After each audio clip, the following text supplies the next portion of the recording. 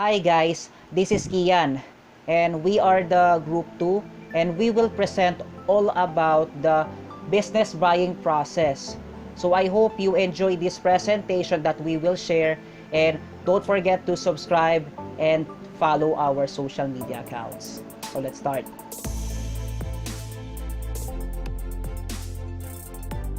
So good day everyone, my name is Elyssa Bernardo and I am here to discuss the topic about the organizational buying process. Let's start off with its definition.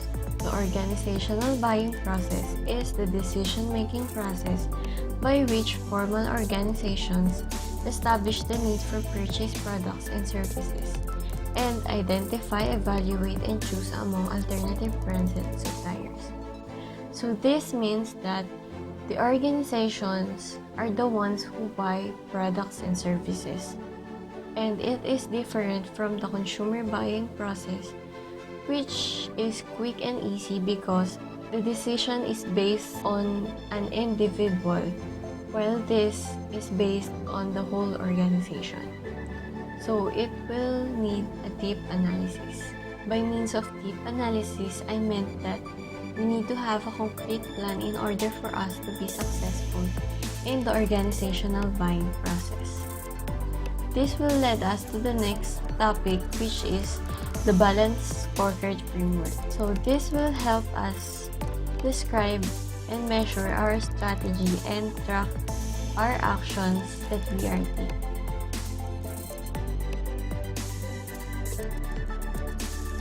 So as you can see in our framework, there are 4 perspectives that we need to consider in creating a good vision and strategy. Let's start off with the most important thing, which is the financial perspective. What financial goals do we have that will impact our organization? Here, we need to take a look at the revenue, expenses, net income, asset value, cash flow, return on equity, and such things. A good example of it is the increase in revenue, growing profits, and reducing costs. The next one will be the people perspective, and it is also known as learning or growth. What skills, culture, and capabilities do we need to have in our organization in order to execute on the process that would make our organization successful?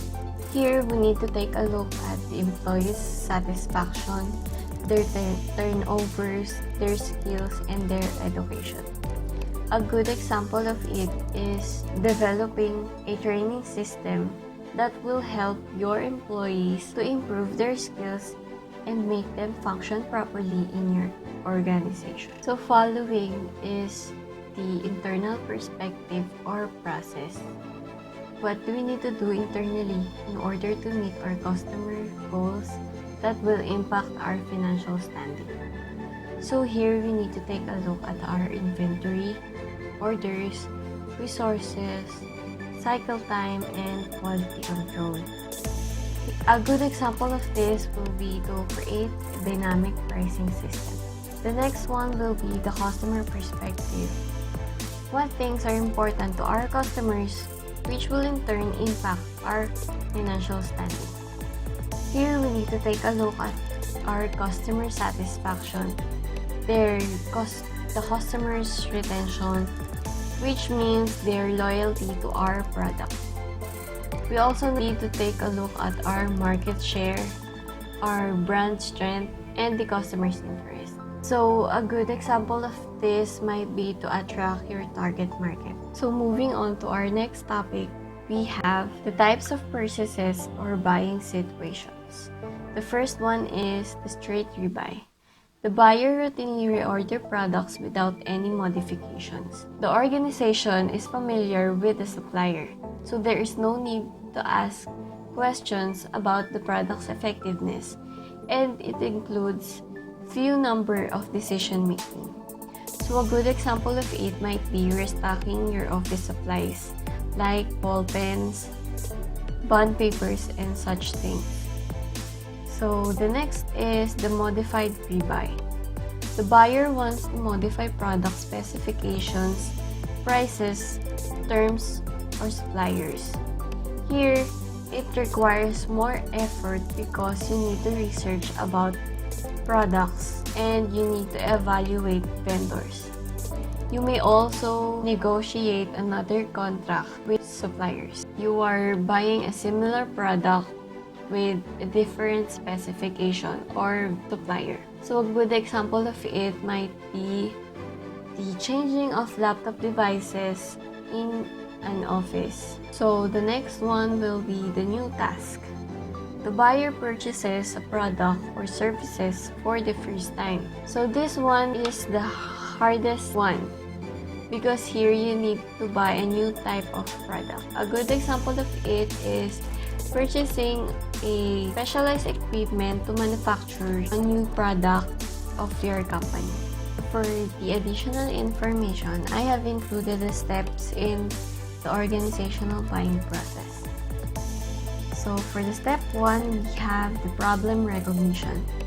Here, you will have to identify a specific demand in the market. So for instance, in Arellano University, the students are asking for a turon.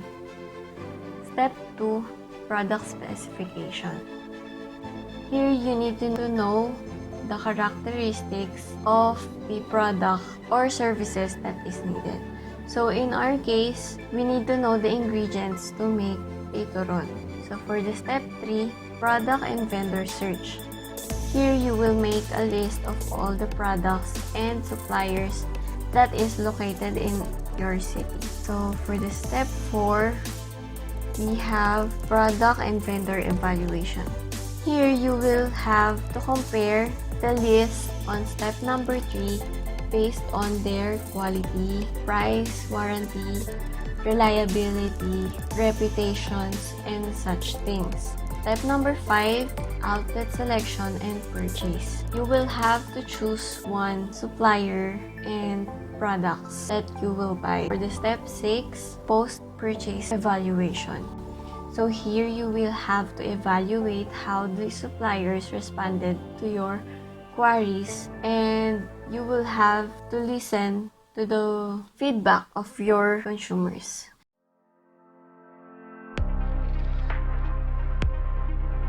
A buying center is a group of employees, family members, or members of any type of organization responsible for finalizing major purchase decisions. In some cases, the buying center is an informal ad hoc group, but in other cases, it is a formally sanctioned group with specific mandates, criteria, and procedures. Buying influences the individual who can have a positive or negative impact on your opportunity, whatever position, company, or role in any given sale. Which person or people in the buying organization will actually use, or manage the use of, the product or service I'm selling. 4 types particular important roles. 1. Economic buyer, typically used in business-to-business markets, describes the individual, decision maker or group within the customer organization who controls the budget and writes the checks for new product purchases. 2. The user buyer is the person who will actually use your solution after the purchase decision is made. They are usually not the economic buyer. For example, if you're selling employee benefit consulting, the user buyer might be the human resources manager. 3. A technical buyer is tasked with screening and evaluating a supplier to choose the best materials, products, or services for their business, often to enhance customer satisfaction. Often working for retail or wholesale companies, technical buyers decide which products go on shelves or into online catalogs.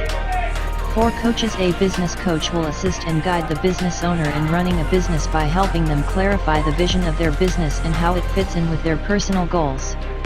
Business coaching is a process used to take a business from where it is now to where the business owner wants it to be.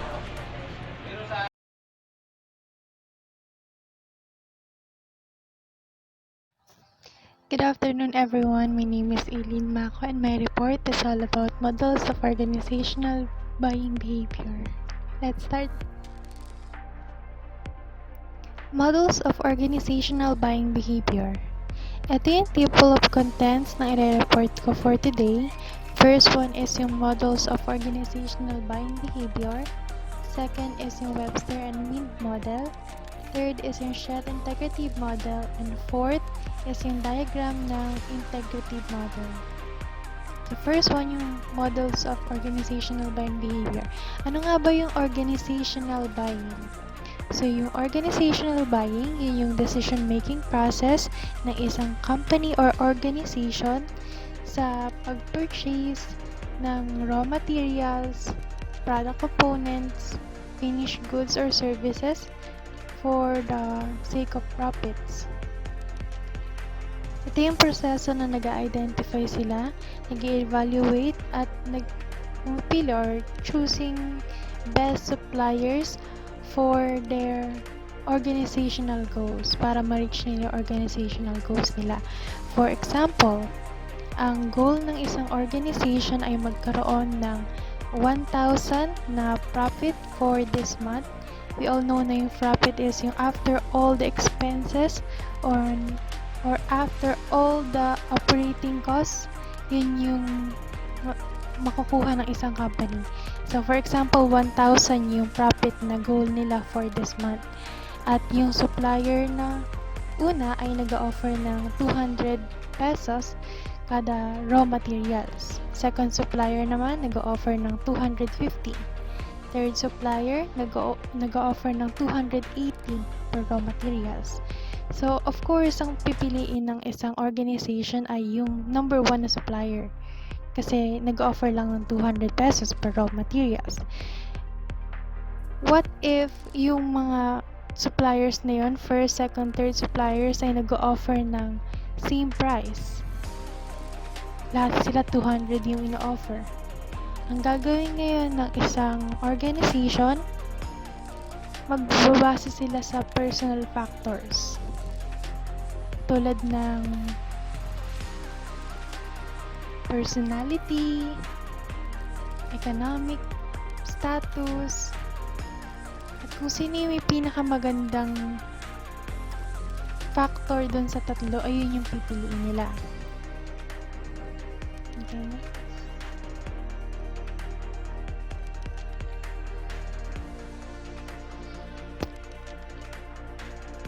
Task-oriented objectives center on price, quality, service, and return on investment.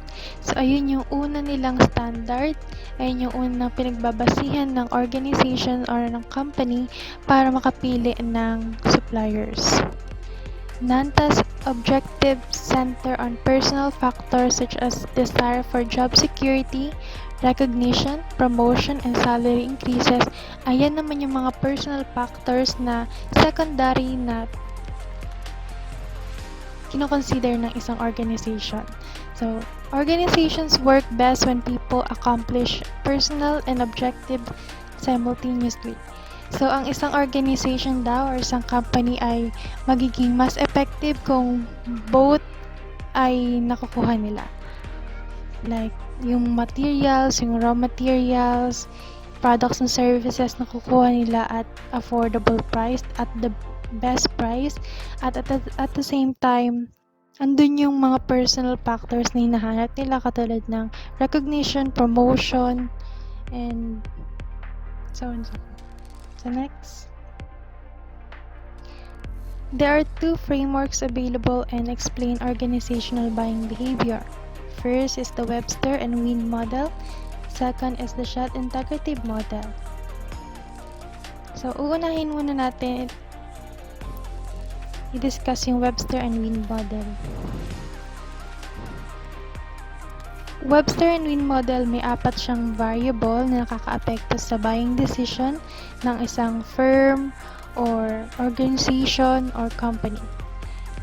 First is yung environmental influences. Andun yung physical, technological, economic, political, legal, and cultural. These influences are exerted through suppliers, customer, government, trade unions.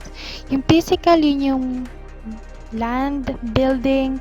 Technological naman, yun yung technology, modernization, and efficiency. Economic is the economical status. of the states. Political naman, yun yung mga law, regulations, trade, restrictions. Legal is yung taxation, freedom of contract, and lastly yung cultural, yun yung religion, family, social system, and cultural norms. After ng environmental influences, next na ibabasa naman nila, next variable is organizational influences. Tulad ng climate, communication authority, rewards, workflow, and buying technology. Third variable is yung buying center influences. Ayan yung mga user, buyers, influencers, deciders, gatekeepers, group processes. Fourth variable ay yung individual participant influences, yung personal and organizational objectives, personality of buyers, perceived role set, motivation, cognition, and learning. Lahat ng yon pagkasama-samahin, i-consider lahat ng apat na variables na yun, tsaka pa lang sila makakagawa ng buying decisions. Ayun yung Webster and Wind model. Objective goals, organization structures, purchasing policies and procedures, degree of centralization, evaluation, and reward system are included in organizational variables. Ayun yung mga characteristic na pinagbabasihan para sa decision making ng isang organization. Lahat ng yan ay nakakapag-influence sa decision making at sa buying center. Sa buying center, yun yung groups of people within organizations who make purchasing decisions. Ang buying center ay yun yung consists of initiator, influencer, decision maker, buyer, gatekeeper, and user. Sa isang company, ang initiator ay ang division manager, ang influencer ay corporate department with managers, ang decision makers ay vice president, ang buyer ay purchasing manager, gatekeeper ang purchasing department, at ang user ay mga employees.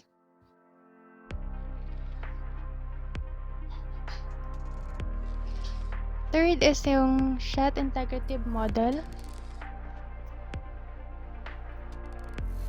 So in 1969, John Howard and Jagdish Shet developed this model to be Howard-Shet model or theory of buyer behavior.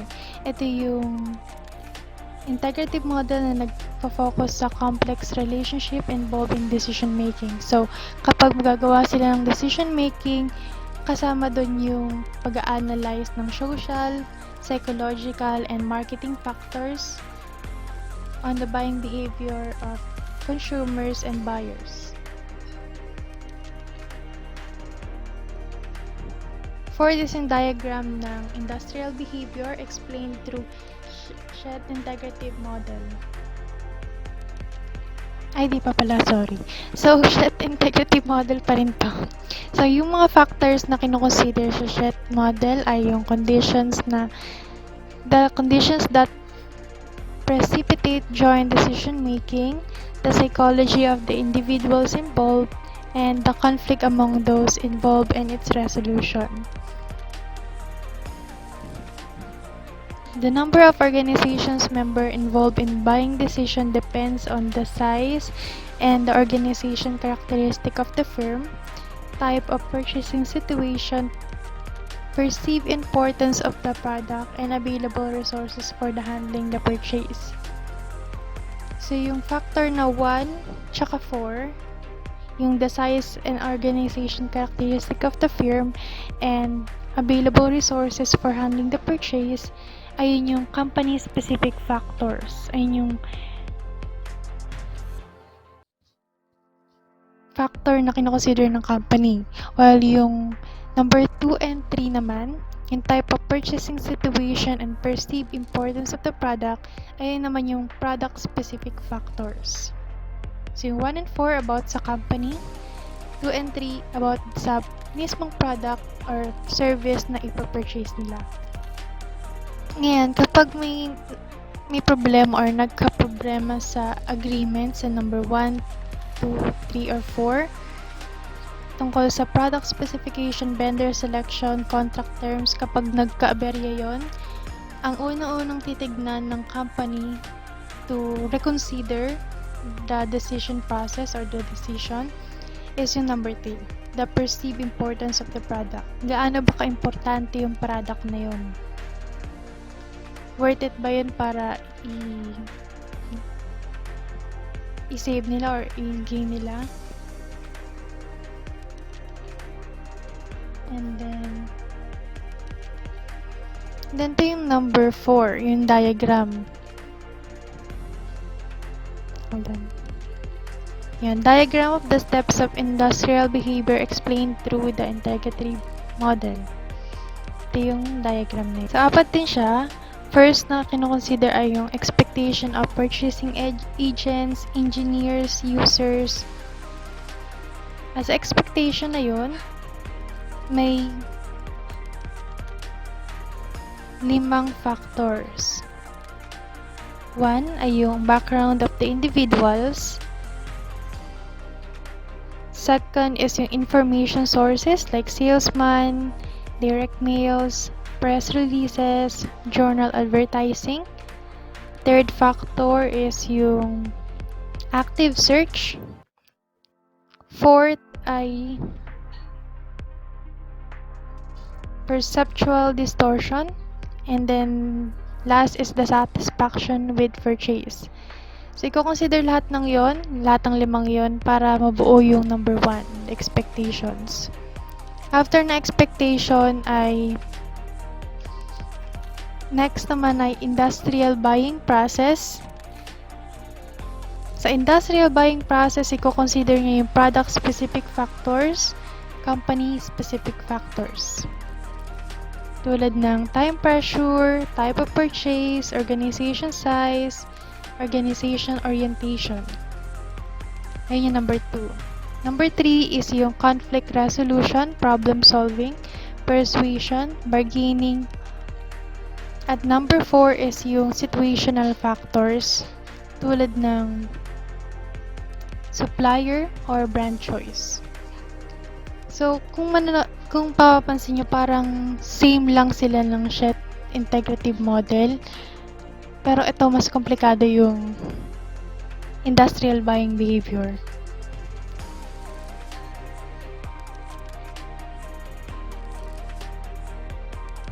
Ito. Baliktad pala, sorry.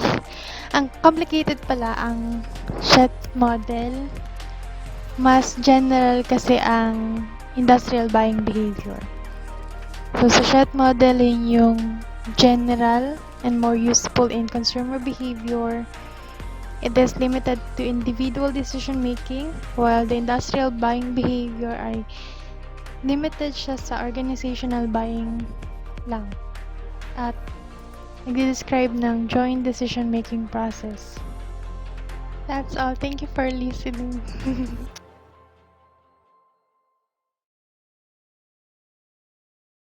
So, let's talk about the buyer and seller relationship. Ang buyer and seller relationship sa mature industrial market can turn single transaction into a long-term beneficial relationship by a deeper understanding of the complex between the two. There must be a must-do for the sellers.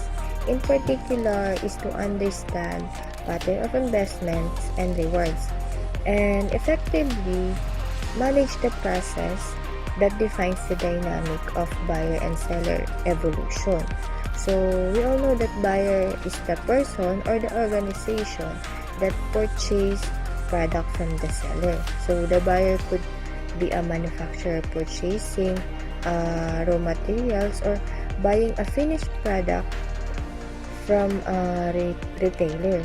So, the relationship between the buyer and seller can be either short-term, one of low commitment purchases, or long-term, involving regular purchase based on established agreement. In buyer and seller relationship, both short-term and long-term have advantages and disadvantages. So, ang short-term relationship can useful when a degree of flexibility is required. And for example, short-term agreement give the buyer the option to switch suppliers from their next purchase. They can also be beneficial in markets where the prices of materials are unstable and long-term commitments are not appropriate. So, the high level of competition to win short-term contracts can also provide opportunities for price discounting and special deals to be done. However, short-term arrangements also have their disadvantages. They generally provide little scope for payment and order flexibility. For example, a new supplier and short-term agreement will want a definite order and prompt to payment. So there is no trust up over time between parties or building buyer-asset relations. The opportunity to share market information is also reduced. So there are many advantages that come as a result of building strong buyer and seller relationship.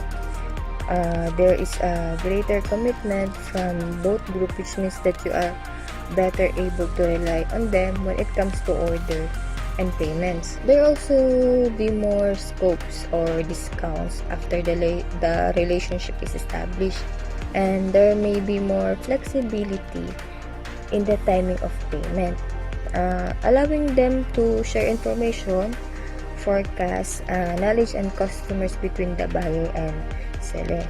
Sa long-term buyer and seller relationship, they generally involve a high level of commitment and work to maintain. So, entering in, kumbaga, ang pagpasok sa long-term contract may be involved important accurate forecasts. So, about the future performance and needs of both businesses. Kumbaga, sa supply chains of partnership can be formed between organizations to provide a level of stability and encourage long-term commitment from different parties towards achieving results. So, may tinatawag naman tayong 3 critical aspects of supply chain partnerships. These are the recognizing opportunities that would benefit from partnership, selecting the right partners, and meeting your requirements as partner. So, generally, most organizations will have a balance of both long-term and short-term relationships with their buyer and sellers. So, this balance can provide some of the benefits of both while also reducing the amount of associated risk potential problem. So, for the types of buyer and seller relationship. First, the transactional or distance relationship. Ito daw yung one-time interaction ng buyer sa seller when the supply market is constant. Wala ditong complexity in purchase decision. Mas prepared naman to ng seller when they feel that the buyer have low potential. So, the seller focus on low price of the product and also aim timely delivery. So, sa value added or continuing relationship naman, this type of relationship occurs when there is medium sales and the potential of buyer is also medium. So, it aims at fulfilling the needs of buyer more than their competitors. So, that's it, to providing them with the maximum value. Kumbaga, ang main objective ng seller is the type of relationship to getting the maximum share of the market. Collaborative or partnership exchange relationship, ito naman yung foundation type na relationship na commitment ng trust between buyer and the supplier. Ang main objective nila is to maintain a long-term, mutually benefited relationship. Ang buyer naman kasi dito is prepare nila yung type ng relationship na mostly where there is less choice and selection of the suppliers. Merong ilan na buyers din dito na prepare nila yung complexity na involved in the purchase decision. While the seller, prepare din naman nila yung type na relationship when they feel that the potential of the buying frames are high.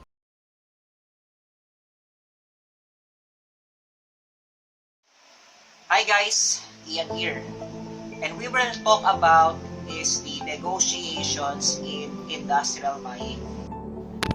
Let's talk about sales presentation first. So what is sales presentation?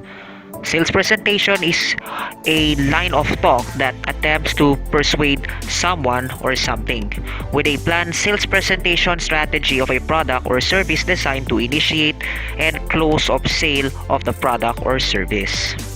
So madalas tong nakikita sa mga business meetings pag nagpe-present ng product, lalo na pag mga nagde-demonstrate ng product. Nandyan yung salesman, magpe-present siya dun sa harapan ng board, and then sometimes pa-product testing din siya.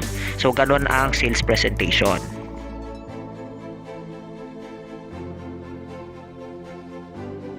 What is negotiation? Negotiation is the process that tries to maximize the benefit on both buyers and sellers. And it takes a long-term view of their relationship. Interaction plays an important role in giving a customer service. So, as what my old professor says, communication is the bloodline of the organization. We need to have an interaction to secure a sale. I'll give you an example.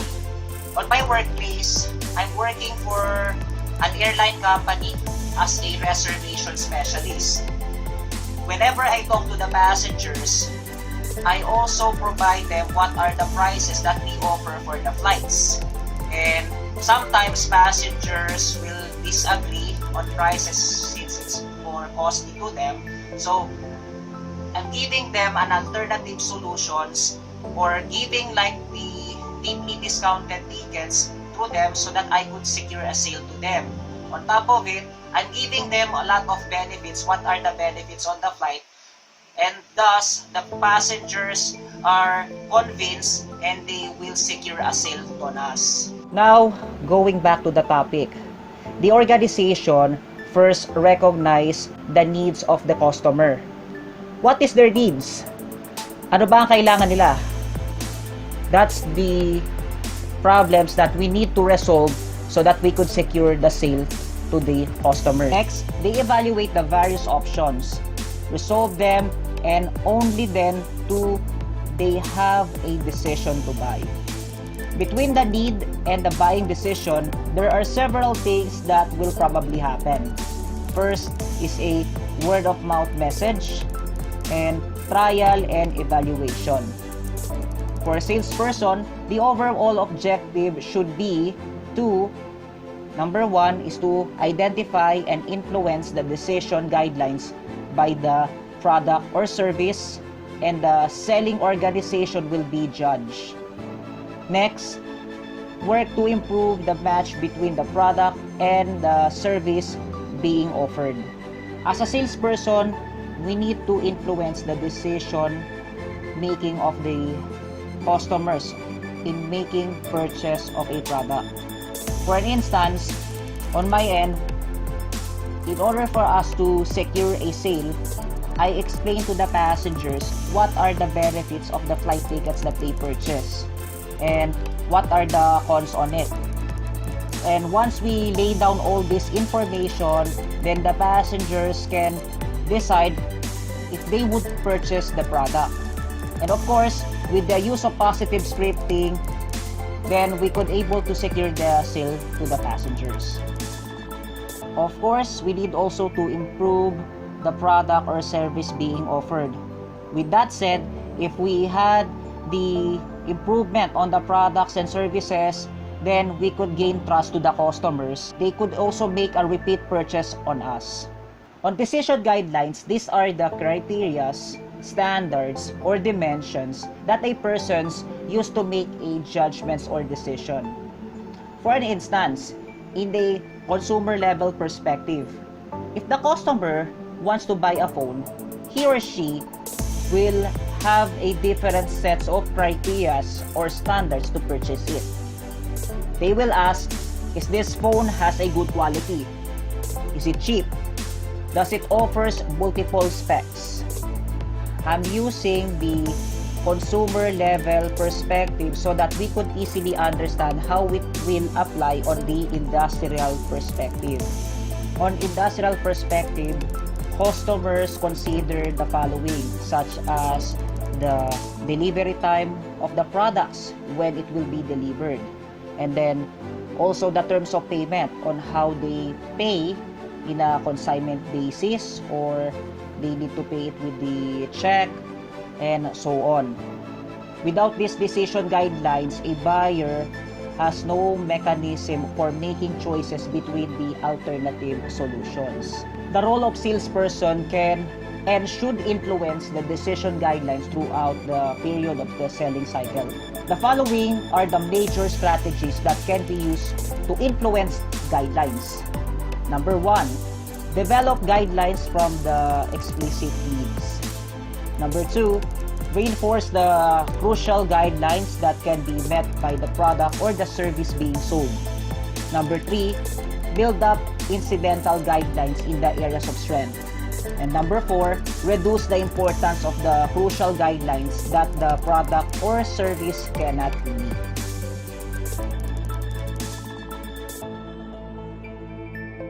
In your own perspective, what is bargaining? What is the first impression when you hear the word bargaining?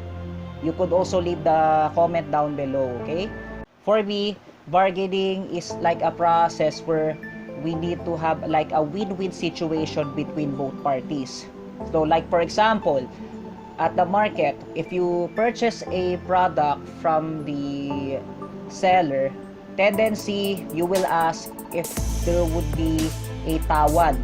Sometimes the sellers will sell the products into a lower price so that they could secure a sale to the customers.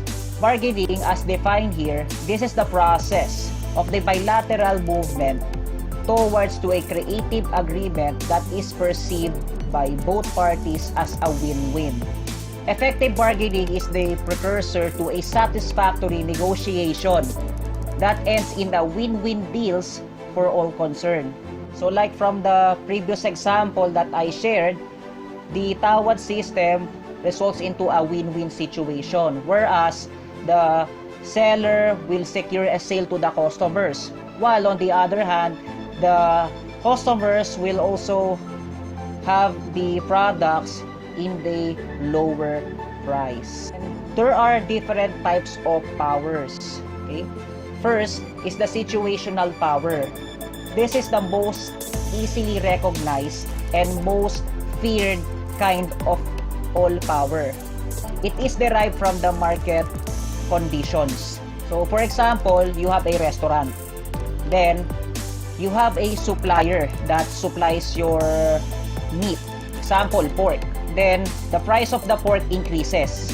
So tendency, you will have a decision to look for an alternative or to check some other suppliers that supply lower price for the pork. Or you could also ask your supplier if they also selling chicken as an alternative to the pork on your products. Next one is information power. So coming from the word information, customers tend to seek information about on the product before doing a sale. As the definition says, is that the amount of the information and one's ability to put effective use that can dramatically alters the power. So what is this? For example, in a mall, customer is looking for a phone. He checked the different stalls to get the amount of information he needed to meet his needs in purchasing a phone. So for the customer's perspective, this is really helpful since they need first to gather all information in making decisions to buy a product. We need to consider what are the advantages of disadvantages of that product and comparing that to another product. That's why you will see in the malls that there are some customers that they do like canvassing of the different products, and they will tell to the seller, tignan muna ako dun sa ibang stall, baka may tinitignan kasi akong eksaktong product. So that's how the process works in the information power. Customers tend to seek more information about the product, and they will make decision if this is beneficial to them or harmful.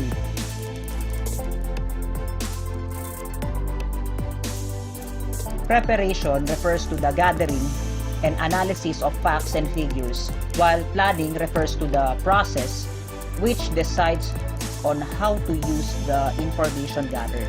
Preparation involves some following steps. Number 1, setting objectives. A good objective specifies the final goal of implementation of the agreement and also gives the indication of the overall approach. It will take into accounts for both the long and short-term objectives. Establish fallback position.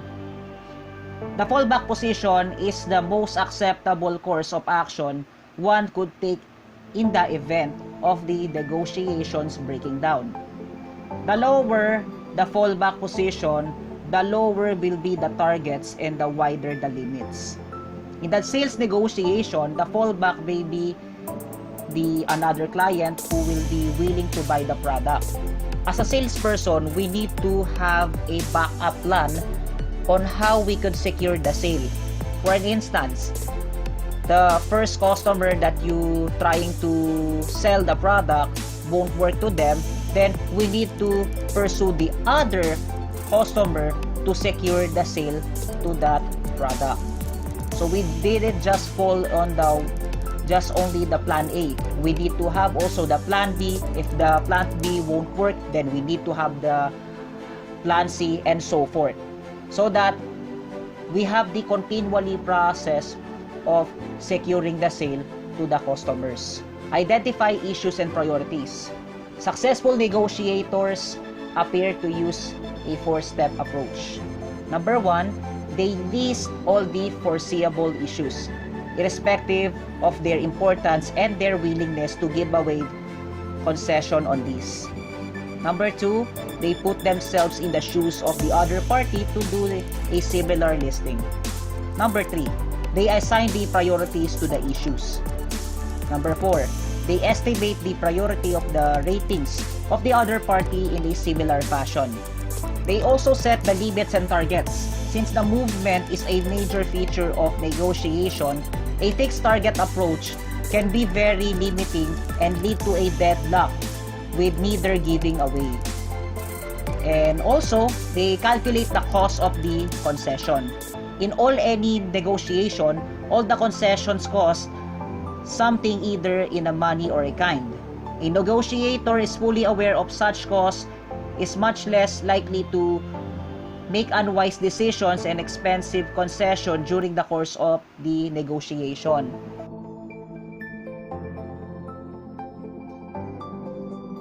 What are the objectives that are need to address? These are the concerns of every buyers and the sellers concerned. For buyers, they need to consider the total cost of the purchase, then the ease and the safety of the purchase, and also the politics of the buying group. For the seller's perspective, the issues that they need to address, those are the profits and the profitability, the size of the order, and the future business opportunities.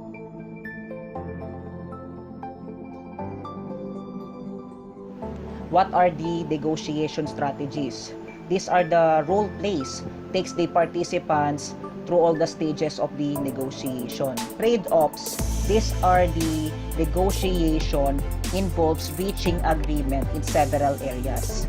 Each area differs in importance to buyers and sellers, and has a different impact on the financial results. So, not only in the teams consider the importance and cost to their side, but they must find the importance on the other side. Both parties needs to identify what are the beneficial and harmful to them. On negotiating behavior, although that is invariably, the simulation concludes a win-win agreement. This does not mean that the conflict and the inappropriate behaviors do not happen. This provides the opportunity to explore and discuss these behaviors and contrast them with the helpful behaviors. In terms of financial implications, they need to consider what is the financial impact on both parties in terms of profit, cash flow, and cost. I give you an example. For the medical representatives, they also secured the sale on the hospitals for selling their drugs to the doctors by giving some gifts. For example, they give television to the doctors that they could able to secure the sale to the hospitals. And that's all for the video for today. I hope you enjoyed this video presentation that we shared, and I hope you learned from it. Tell us in the comment section what's your questions or clarification about our topic, and we'll surely reply that. And we do appreciate also your time and listening. Again, this is Kian and the Group 2 signing off. Thanks for watching.